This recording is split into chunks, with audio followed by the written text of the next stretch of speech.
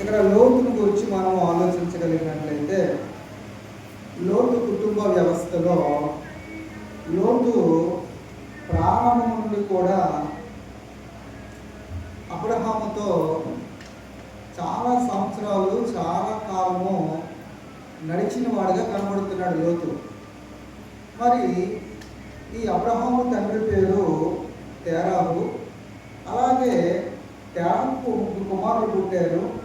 అందులో అబ్రహాము, నాహోరు, హారాను. వీళ్ళు ఏ ప్రాంతంలో పుట్టారంటే కల్దీల దేశంలో ఊరా అనేటువంటి గ్రామంలో వీళ్ళు జన్మించారు. మరి లోతు ఎవరు అంటే అబ్రహాము తమ్ముడైనటువంటి హారాను కుమారుడే లోతు. అయితే కొంతకాలము అబ్రహాము, అలాగే అబ్రహాము భార్య లోతు ఈ కల్దీల ఊరన ప్రాంతం నుండి హారాను అనే పట్టణానికి వచ్చి అక్కడ కొంతకాలము నివసించారు. అక్కడ కొంతకాలం నివసించిన తర్వాత దేవుడు అబ్రహాముతో మాట్లాడి, నేను నీకు చూపించే దేశానికి వెళ్ళాలి అని దేవుడైతే ఎప్పుడైతే ఆజ్ఞాపించాడో వెంటనే అబ్రహాము దేవుని మాటకు లోబడి, అబ్రహాము తన భార్య, అలాగే లోతు వారి కుటుంబము, వారుకున్న యావదాస్తిని, సంపాదించిన ఆస్తిని పట్టుకొని వారు బయలుదేరి వెళ్ళినట్టు మనము చూడగలము. ఆ కనాను దేశంలో చాలా కరువు వచ్చింది. కనాను దేశంలో చాలా కరువు వచ్చింది. మరి అప్పుడు అక్కడి నుండి ఆ కరువులో ఐగుప్తు అనే ప్రాంతానికి వారు వెళ్ళారు. ఐగుప్తు అనే ప్రాంతానికి వెళ్ళారు.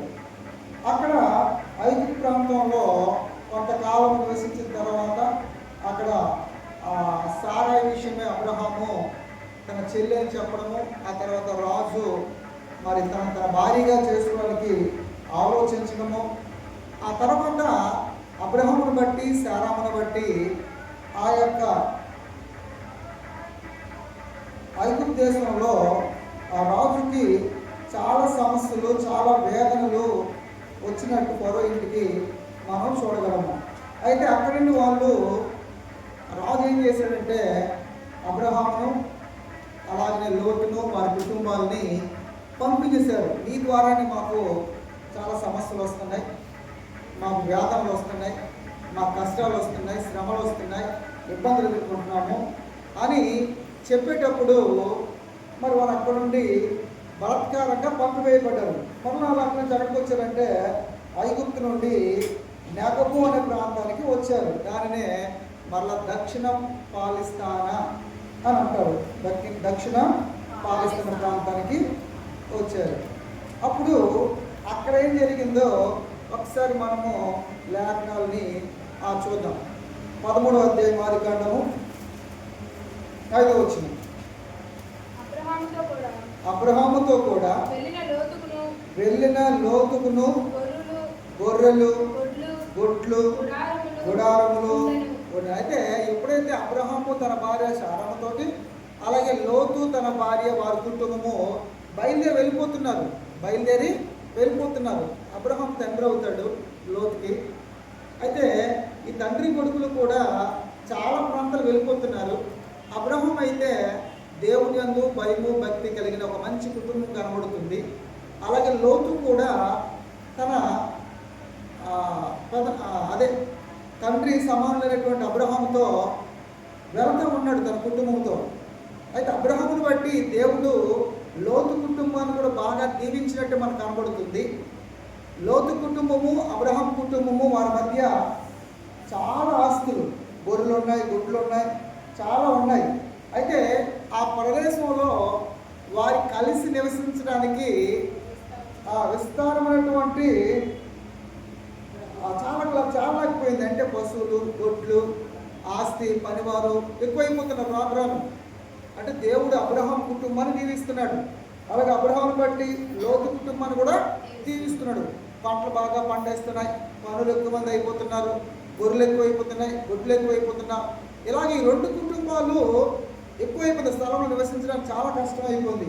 ఇప్పుడు పనివారికి ఏమొచ్చిందంటే వాళ్ళ పనులకి, వీళ్ళ పనులకి, వాళ్ళ పశువుల కాపలకి, ఈ పశువుల కాపలకి కలహం వచ్చింది.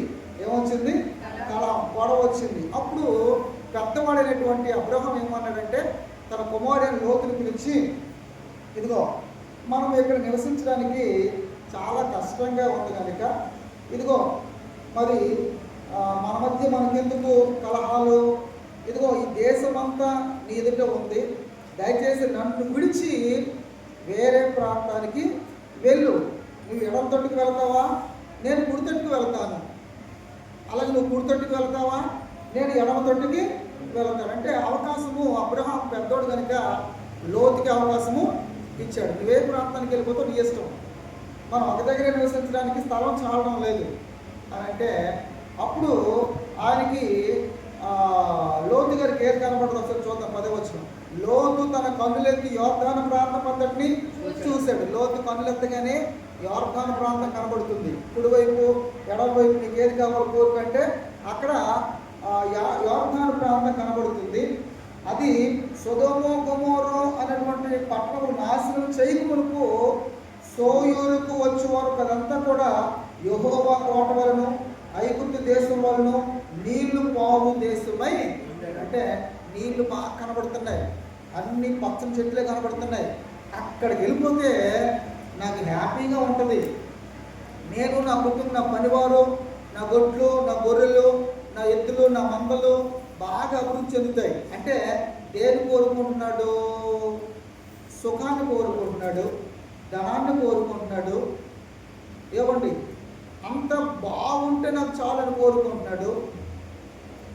అలా కోరుకున్న ప్రకారం అబ్రహాము లోతుకి అవకాశము ఇచ్చాడు.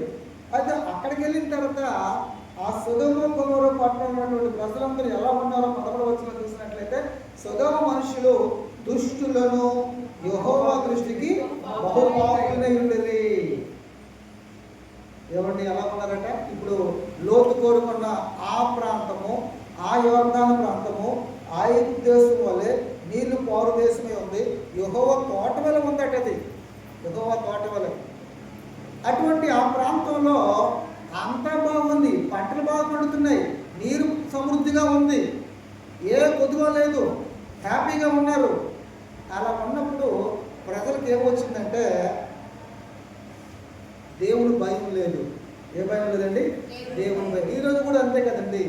దేవుడిని అవనమ్ముకుంటారంటే పేదలు, తినడానికి తినలేని పరిస్థితి, మధ్యతరగతి కుటుంబము. ఏమండి భయపడతారు. దేవుడి దగ్గరికి వెళ్ళాలి, దేవుడికి ప్రార్థన చేయాలి, నాకేమీ లేదు, దేవుడు నాకు సహాయం చేస్తాడు అని భయపడుతుంది. ఏం లేని వారు, అదే ధనవంతులు, అదే ఉద్యోగస్తులు, అదే భూమి పట్టున్న వారు, అదే ఆస్తులు అంతస్తులు ఉన్నవారు కనీసం గుడి మెట్టెక్కరండి. ఎందుకు ఎక్కరు? వాళ్ళకి అహంకారం, వాళ్ళకి అన్నీ ఉన్నాయి ఈ భూమి మీద.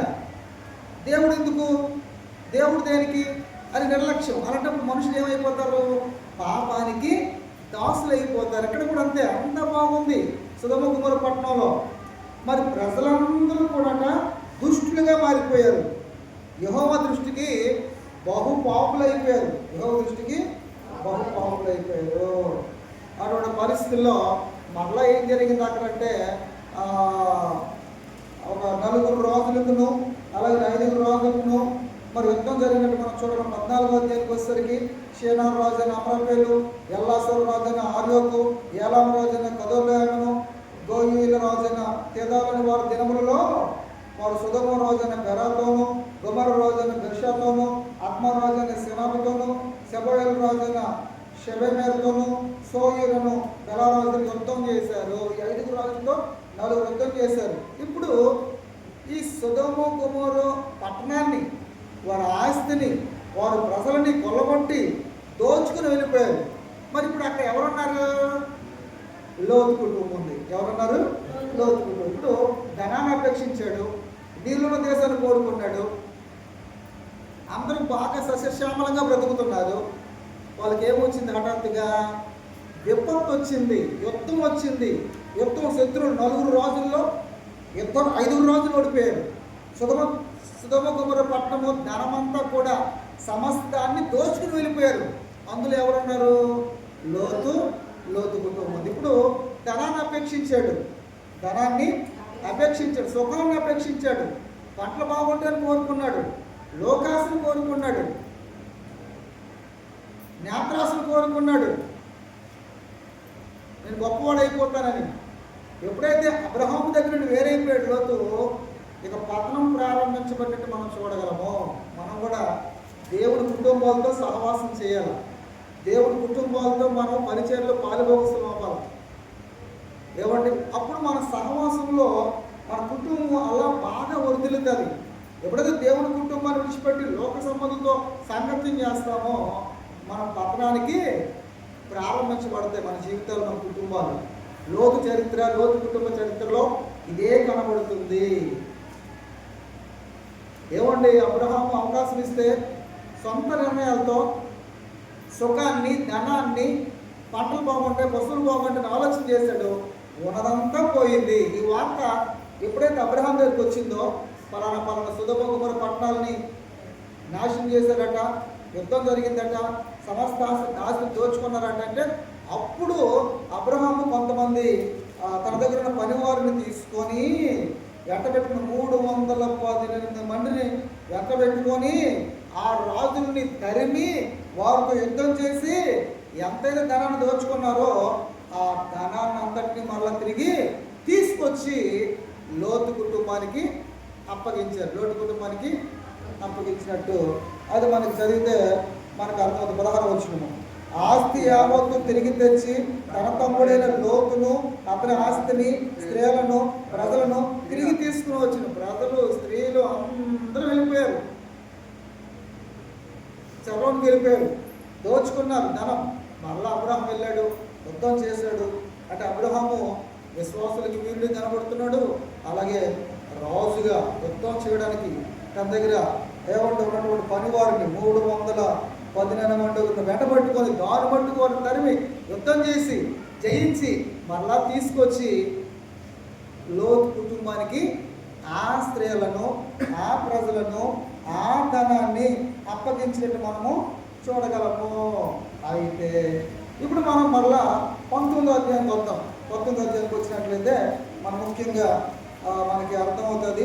అది 20వ వచనంలో ఒకసారి 18-20 చూద్దాము. 18-20, మరి యెహోవా సొదొమ గొమొర్రాను గూర్చిన మొర గొప్పది కనుక వాటి పాపము బహు భారమైనది కనుక నేను దిగిపోయి నా దగ్గర వచ్చిన మరణం చెప్పున వారిని సంపూర్ణంగా చేసుడు లేదో చూచేదను అని అబ్రహాంతో చెబుతున్నాడు. అబ్రహాం దగ్గర దేవతలు వచ్చాయి, తర్వాత సొదొమ గొమొర్రా పట్టణము వాళ్ళ పాపం బహుభారమైంది. అప్పటికే వాళ్ళు పాపులుగా కనబడుతున్నారు, దుష్టులుగా కనబడుతున్నారు. అలా పాపం చేసి పాపం చేసి పాపం చేసి వారు మరీ దుష్టులు అయిపోతున్నారు. ఆ పాపం అంతా ఎవరి దగ్గరికి వెళ్తుందట? వారు మరొకరికి వెళ్తుందట, దేవుని దగ్గర చేరిందట. దేవుడు ఇది నిజమా కాదా అని దేవదూతలను పంపించి చూడటానికి వెళ్తున్న సందర్భంలో అబ్రహాంతో మాట్లాడుతున్నప్పుడు అబ్రహాం అంటాడు, అయ్యా అక్కడ ఒక 50 మంది నీతిమంతులు ఉంటే నాశనం చేయబడి అంటే 50 మందిని నాశనం చేయడం ఉన్నారా? లేరట. 40 మంది ఉంటే 40 మందిని నాశనం చేయను, ఒక 30 మందిని నాశనం చేయను, ఒక 20 మందిని నాశనం చేయను, ఒక 10 మందిని నాశనం చేయనంటే ఎవరూ లేరా? అవును, అంత దారుణంగా ఆ సొదొమ గొమొర్రా పట్టణాలు పాపం చేస్తూ, ఎలాంటి పాపం చేసాయో 19వ అధ్యాయం చదివినట్లయితే వాళ్ళు ఎవరు వస్తే వాళ్ళతో పాపం చేయడానికి, ఎవరు వస్తే వాళ్ళతో పాపం చేయాలి. ఎలాంటి పాపం అంటే వ్యభిచారమైన పాపం, మగవాళ్ళతో మగవాళ్ళు, ఎవరి పెద్దవాళ్ళతో చిన్నపిల్లలు, చిన్నపిల్లలతో పెద్దలు, ఇలాగెలా కాదండి, కొత్త వాళ్ళు వస్తే చాలు వాళ్ళతో పాపం చేయడానికి పరిగెడుతున్నారు. అంటే కామముతో కూడుకున్న వారిగా సొదొమ గొమొర్రా పట్టణం కనబడుతుంది. మరి అంత దారుణంగా ఎందుకున్నారు? దైవ భయం లేదు. అలాంటి ప్రజల మధ్య లోతు కుటుంబం ఉంది, అలాంటి ప్రజల మధ్య లోతు కుటుంబము ఉంది. అటువంటి భయంకర పరిస్థితిలో లోతు ఎంత జాగ్రత్తగా ఉన్నప్పటికీ కూడా ఏమన్నా చుట్టూ తప్పు చేసిన వారే, చుట్టూ పాపం చేసిన వారే పాపం చేసిన వారు. అయితే ఇప్పుడు ఒకసారి మనము 19వ అధ్యాయం మనలో చదివితే చాలా సమయం పడుతుంది.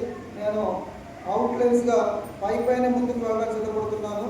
ఎప్పుడైతే 19వ అధ్యాయం చదువుతున్నాను, ఆ సాయంకాలం మందు 2 దేవదూతలు సొదొమ చేరినప్పటికీ లోతు సొదొమ గొమొర్రా యొద్ద కూర్చుండును.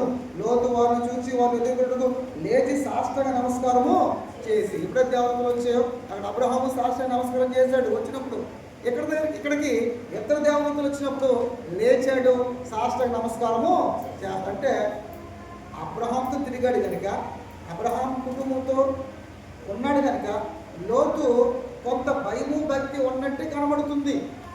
మనము ఎప్పుడు కూడా మంచి వాళ్ళతో స్నేహం చేస్తే మనకు మంచి బుద్ధులు అవుతాయి, కొంత కాపాడబడతాం. దేవుని పిల్లలతో స్నేహం చేస్తే దైవికంగా ఆత్మీయంగా ఎదుగుతాం.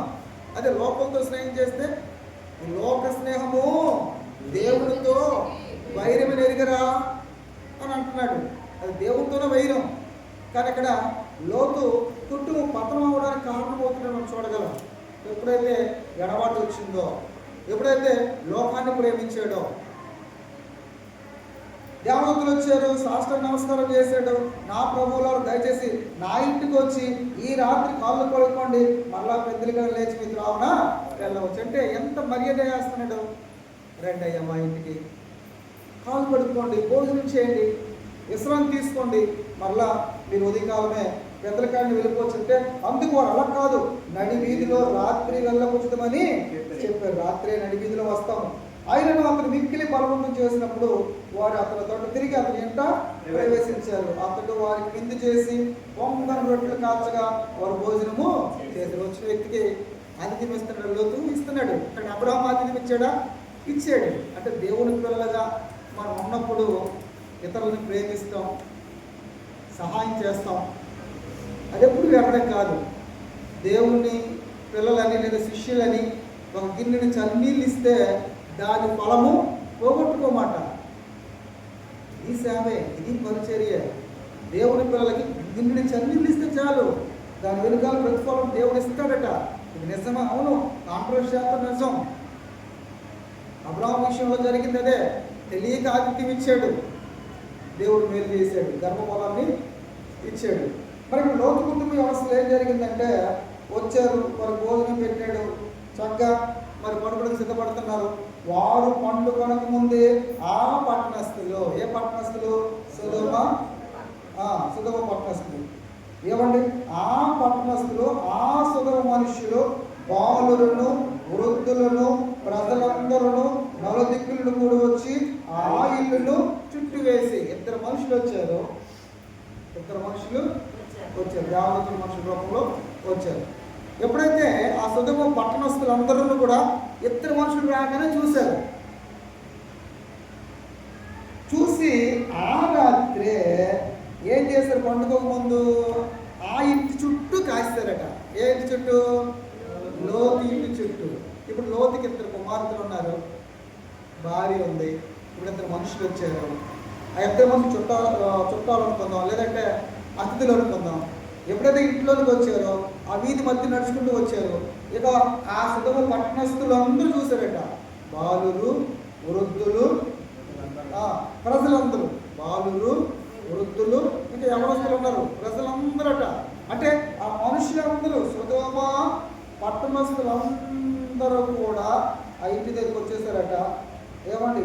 నలుదిక్కుల కూడి వచ్చి చుట్టూ వేసి లోతుని పిలుస్తున్నాయి. కమాన్ లోతు, ఏం చేస్తున్నావు? ఈ రాత్రి నీ యొద్దకు వచ్చిన మనుషులు ఎక్కడ? మేము వారిని కూడినట్లు మా యొద్దకు వారిని వెలుపలకు తీసుకొని రమ్మని అతనితో చెప్పండా.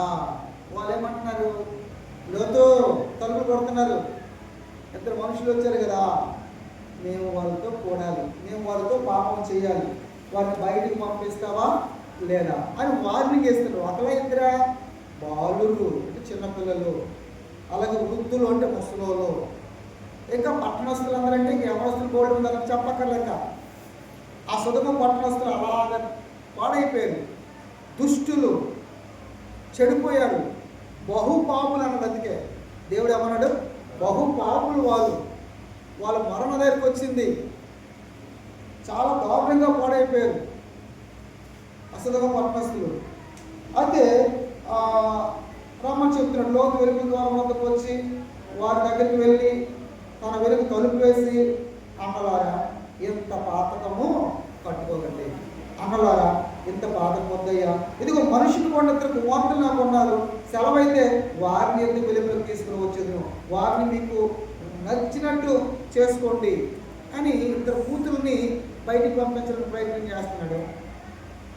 వాళ్ళేమంటున్నారు, ఈ మనుషులు నా ఇంటికి వచ్చారు కనుక మీరు వారిని ఏమీ చేయకూడదు, ఎందుకంటే నా ఇంటికి వచ్చారు, నా బంధువులు, నా సహోదరులు, వారికి ఏ హాని జరిగితే నేను చేసినటువంటి కనుక నా పిల్లలకు హాని జరిగినా పర్వాలేదు, నా ఇద్దరు కూతురు ఉన్నారు, వారిని మీరు ఏం చేస్తారో చేసుకోండి, నా దగ్గరకు వచ్చిన మనుషుల్ని మీరేం కొట్టకూడదు, మీరేం చేయకూడదు అని మీరు బయటకు వెళ్ళకూడదు చెప్పినప్పుడు, మరియు వారు వీడెవడో మనలోకి పరదేశంగా వచ్చి తీర ప్రకారం చూచుండు కనుక వారికంటే నీకు ఎక్కువ క్లియర్ చేసుకొని చెప్పి లోతు ఆ మనుషుని మీద దొమ్మిగా మీద పడి తలుపులు పగలగొట్టి లోపలికి సమీపించారు. అంటే ఎంత దారుణంగా ఉన్నారు చూడండి, ఎంత పాజిటివ్గా ఉన్నారు. ఎవడు ఎంత చక్కగా చెప్పాడు, నా కూతురు ఉన్నారు తీసుకెళ్ళిపోండి, మీకు నచ్చినట్టు చేయండి, నా దగ్గరికి వచ్చిన మనుషులు మీరు ఏం చేయకూడదంటే ఇంటి మీద పడ్డారు, వీడెవడో పరదేశంగా ఉన్నవాడు మాకు తీరు చెప్తాడా అని తలుపులు పగలగొట్టేసి లోపలికి వెళ్ళిపోయినట్టు మనం చూడగలము. అయితే మనకు వచ్చి అప్పుడు వారి పిల్లల మొదలుకొని పెద్దల వరకు ఆ ఇంటి ద్వారం దగ్గర వారికి కనుమొప్పు కలుగు చేయగా, ఆ దేవతలు ఏం చేశారండి, కనుమొప్పు అంటే ఎవ్వరూ కనబడకుండా మబ్బు కలుగు చేయగా వారు విసిగిపోయి ఎక్కడ ఎవరో తెలియక వారు విసిగిపోయినట్టు మనకు అక్కడ కనబడుతుంది. మొత్తానికి ఏదైతే నేను 11 వచనంలో మేము ఈ చోటును నాశనం చేయవచ్చుమే, వారిని గురించి మన యెహోవా సన్నిధిలో గొప్పదే కనుక దాన్ని నాశనం చేయడం యెహోవా మమ్మల్ని పంపినని చెప్పగా ఈ ప్రాంతాన్ని, ఈ సొదొమను దేవుడు నాశనం చేయమని చెప్పాడు కనుక లోతు వెంటనే నీవు, నీ భార్య, నీ యొక్క కుమార్తెలు, ఇంకా పెళ్లి చేసుకున్న 2 అల్లులు ఉన్నారు కదా, వారిని తీసుకొని నువ్వు బయటికి వెళ్ళిపోవాలి వెంటనే అని చెప్తే ఇక లోతు దేవతల మాట వినాలా, దేవుని మాట వినాలా. కానీ అక్కడ ఏం చేస్తున్న 16వ వచనంలో అతడు తడువు చేసాడట, అతడు తడువు చేసను. అప్పుడు అతను యెహోవా కనికరపడటం వలన ఆ మనుషులు అతని చేతిని, అతని భార్య చేతిని, అతని 2 కుమారుల చేతిని పట్టుకొని వెలుపలకు తీసుకుని వచ్చి ఆ ఊరు బయట పడేశారు. ఏమండి, ఆపద వస్తుంది, భయంకరమైనటువంటి ఉగ్రత వస్తుంది, దేవుని కోపం వస్తుంది, దేవుని నాశనం వస్తుంది, నువ్వు వెళ్ళిపో అని చెప్తే పారిపోయాడు లోతు భార్య వెళ్ళలేదా, వారి పిల్లలు వెళ్ళలేదా? వెళ్ళలేదు అంటే తడువు చేస్తానంటే అక్కడ ధనాన్ని, అక్కడ పనివారిని, అక్కడ ఆ ప్రేమ తడువు చేస్తాడట. అది వెంటనే దేవదూతలు జోక్యం చేసుకొని లోతు భార్యను, వారి పిల్లలని పట్టుకొని బయటికి తీసుకెళ్ళి పడేసినట్టు మనము చూడక్కడ మరి పొరపాటు చేసినట్టు మనకు కనబడుతుంది. అంటే దేవుడు కనికరపడ్డాడు, దేవుడు ఒకసారి మనకి హెచ్చరిక జారీ చేస్తే మనం భయపడాలి. భయపడకుండా నిర్లక్ష్యం చేస్తే చాలా భయంకరమైనది. కానీ దేవుడు అబ్రహాం బట్టి కనికరపడి వారిని బయటికి పంపించేసి దేవుడు అగ్ని గంధకాలని కురిపించినట్టు మనం చూడగలము. అయితే నువ్వు ఆ దూరం వెళ్ళిపోమని చెప్పినప్పుడు మళ్ళా ఈ దగ్గరికి వెళ్ళిపోతాను, ఈ సోయిల్ ప్రాంతానికి వెళ్ళిపోతాను, మరి అక్కడ మళ్ళా నిర్లక్ష్యంగా మాట్లాడటం, సరే అక్కడికి వెళ్ళిపోని చెప్పడం. వెంటనే దేవుడు అగ్ని గంధకాలని కురిపించి నేల మూలకులతో సహా దేవుడు దాన్ని నాశనం చేసినట్టు 23, 24 వచ్చిన చదివినట్లయితే లోతు సోయరుకు వచ్చినప్పుడు ఆ దేశంలో సూర్యుడు ఉదయించను.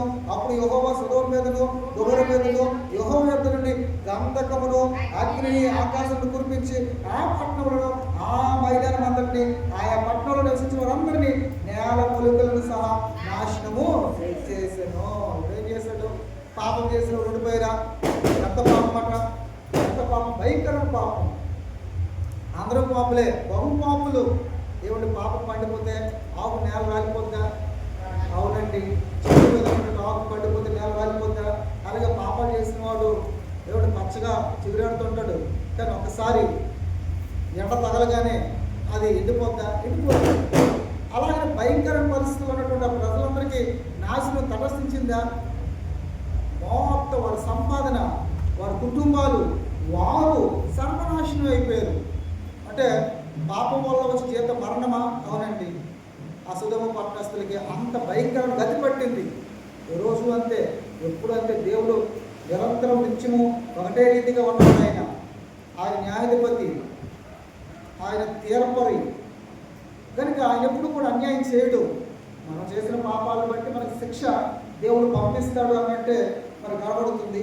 అయితే మొత్తానికి అతను లోతు భార్య మాత్రము వెనక్కి చూసిందట. అసలు మీరు వెనక్కి చూడకూడదు, మీరు పారిపోవాలని వారిని అక్కడి నుండి బయటికి పంపించి మరలా వాళ్ళకి స్వాతంత్రం ఇచ్చి ఆ లోతు నాకు సోయరికి వెళ్ళిపోవాలి, దగ్గరలో ఉంది, దగ్గర దూరం వెళ్ళిపోవాలంటే దగ్గరలో వెళ్తానని చెప్పాను. చిన్నది ఆ సోయ దగ్గరికి వెళ్ళిపోతానంటే వెళ్ళమని చెప్పాడు. మరి అక్కడేమన్నాడా? అక్కడ లేదు, మళ్ళీ పర్వతం దగ్గరికి వెళ్ళిపోయాడు. ఇతర పూజలు తీసుకుని పాపలు పడిపోయిన పరిస్థితి. అంటే రాను రాను సుధోము రాను లోతు కుటుంబం పతనమైపోయినట్టు కనబడుతుంది. అంటే ఎప్పుడైతే మనం దేవుడిని దూరం అయిపోతుంటామో, దేవుని పిల్లల దగ్గర దూరం అయిపోతుంటామో, మన కుటుంబ పతన వ్యవస్థకి వెళ్ళిపోతుంది. దేవుడు రక్షించాలని ప్రయత్నం చేసినా వారి బుద్ధులు మారడం లేదు, వారి ఆలోచనలు మారడం లేదు. మరలానే వెనక్కి వస్తుంది. అయ్యో నా ఇల్లు ఏమైపోతుందో, అయ్యో నా స్నేహితులందరూ ఏమైపోతున్నారు, అయ్యో నా ఇరుగు వారు ఏమైపోతున్నారు, అయ్యో నా పనులు ఏమైపోతున్నారు, అయ్యో నా ఇల్లు ఏమైపోతుందో, ధనం ఏమైపోతుందో, మళ్ళీ వెనక్కి చూడగానే వెంటనే ఉప్పు స్తంభము అయిపోయింది. ఉప్పు స్తంభం అయిపోతుంది. మొత్తానికి లోతు దుర్మూర్తులు బయటికి వెళ్ళిపోవడం మనం చూడగలము. తర్వాత అక్కడ ఉండకుండా మళ్ళీ పర్వతానికి వెళ్ళడం, అక్కడ పాపము చేయండి తడుగు చేయడం, తద్వారా వారి కుటుంబం నుంచి భయంకరమైనటువంటి వ్యవస్థ బయలుదేరడము, అక్కడితో చరిత్ర చాలా దారుణంగా మారిపోయినట్టు మనం చూడగలము. అయితే లోతు కుటుంబ వ్యవస్థలో, లోతు కుటుంబ చరిత్రలో ప్రారంభంలో చాలా బాగుంది. చివరికి వచ్చేసరికి దేవుని రాను దిగజారిపోయినట్టు మనం చూడగలము. రాను లోకంలో కలిసిపోయినట్టు చూడగలము. రాను దేవుడికి దూరం అయిపోయిన పరిస్థితి కనబడుతుంది. రాను అక్కడ ఏ పరిస్థితులు జరిగాయో అదే పాపానికి గురైపోయిన కుమార్తెలుగా, తండ్రిగా, భార్యగా వారి కుటుంబం పతన వ్యవస్థ చేరిపోయిందా? పతన వ్యవస్థకి చేరిపోయింది. దీన్ని బట్టి మనకేం అర్థమవుతుంది? మన కుటుంబ వ్యవస్థగా, మన కుటుంబం కలకాలము సంతోషంగా, దేవునికి అనుకూలంగా మనము మన పిల్లలము బాగుండాలంటే దేవుని సహవాసంతో ఉండాలి, దేవుని సంఘంతో కలిసి ఉండాలి, దేవుని పిల్లలతో సహవాసం చేస్తూ ఉండాలి, ప్రార్థనలో గడుపుతుండాలి, దేవుని వాక్యానికి లోబడాలి, దేవుడు ఏం చెప్తే అది చెయ్యాలా. అప్పుడు మన కుటుంబం నిత్యం నిరంతరము చక్కగా ఉంటుందని అందరికీ తెలియజేస్తూ ఈయన మాటలు ముగిస్తున్నాను. ఈ సమయంలో పిల్లలు